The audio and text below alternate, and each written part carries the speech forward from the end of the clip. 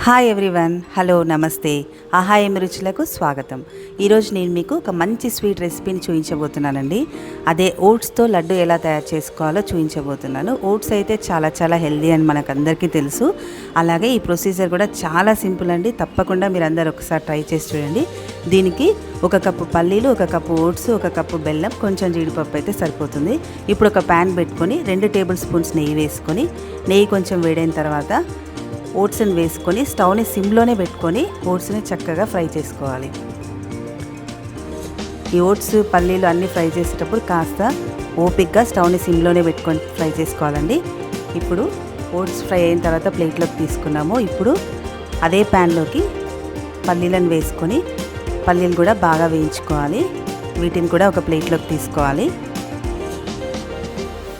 ఇప్పుడు ఒక మిక్సీ జార్లోకి మనం ఫ్రై చేసుకున్న ఓట్స్ అన్నీ వేసేసుకోవాలి.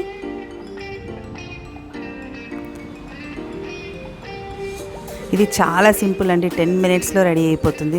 ఇప్పుడు 1 కప్పు బెల్లాన్ని కూడా వేసుకోవాలి. ఎప్పుడైనా మనం బెల్లం మిక్సీ పట్టుకోవాలన్నప్పుడు డైరెక్ట్గా వేసుకోవద్దు, లేదంటే బ్లేడ్స్లో బెల్లం అంతా స్టక్ అయిపోతుంది. చూడండి, ఓట్స్ బెల్లం ఇలా చక్కని పొడి అవ్వాలి. ఇప్పుడు దీని అంతటినీ ఒక మిక్సీ బౌల్లోకి తీసుకోవాలి. తర్వాత వేయించుకున్న పల్లీలని పొట్టు తీసేసి వాటిని కూడా అదే బౌల్లోకి వేసుకొని మిక్సీ చేసుకోవాలి.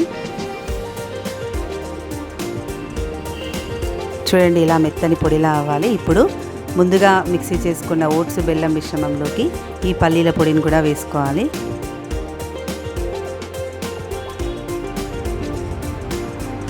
ఇప్పుడు మొత్తం అంతా ఓట్స్ పల్లీలు బెల్లం అంతా కలిసేలాగా చక్కగా మొత్తాన్ని కలుపుకోవాలి.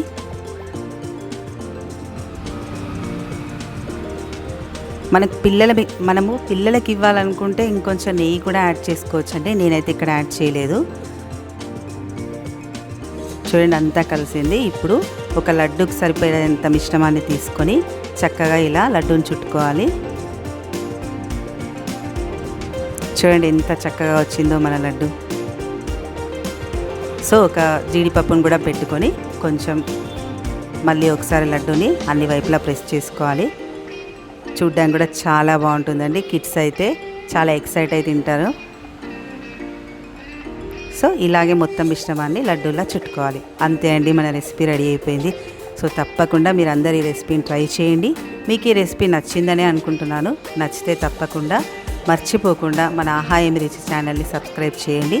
అలాగే పక్కనే ఉన్న బెల్ బటన్ని ప్రెస్ చేయండి. నేను చేసే ప్రతి వీడియో నోటిఫికేషన్స్ మీకు వచ్చేస్తాయి. మరొక మంచి వీడియోతో మళ్ళీ కలుద్దాం. Thank you for watching this video.